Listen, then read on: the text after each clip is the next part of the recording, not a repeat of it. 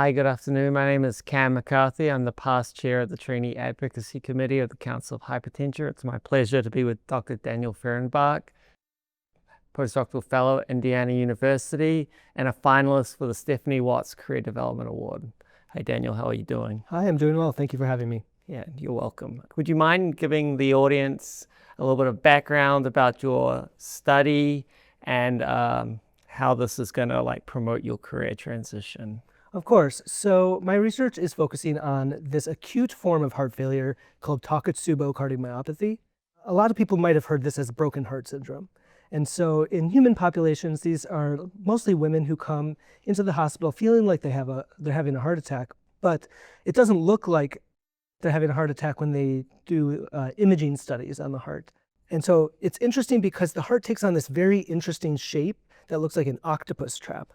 And with maximal medical care, usually our doctors are able to help people recover. And so they get discharged, they go home, and then all of their heart parameters, all of their blood looks normal. But these people are at increased risk for cardiovascular events. They're more likely to die early or having additional heart attacks.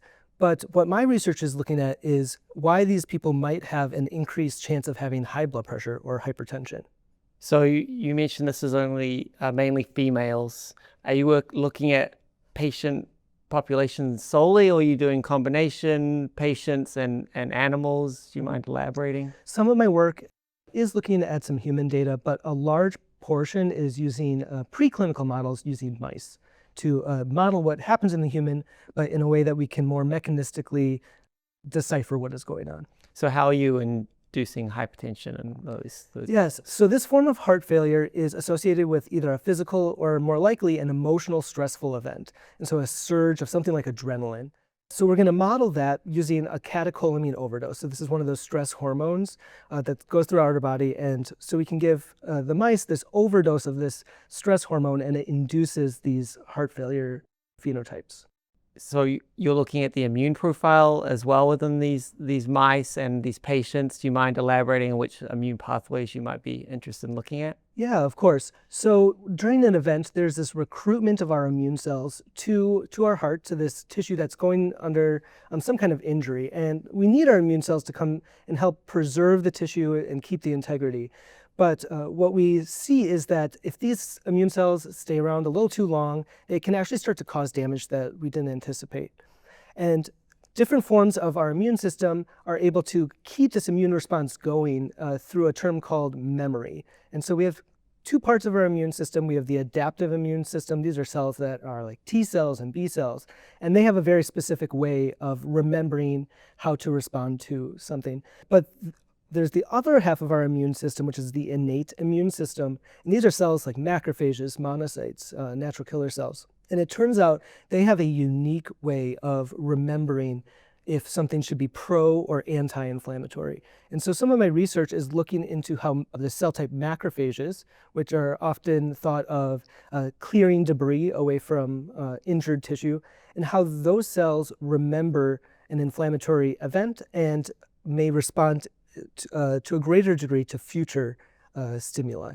And because this is a predominantly female disease, are you looking at the interaction of sex hormones at all?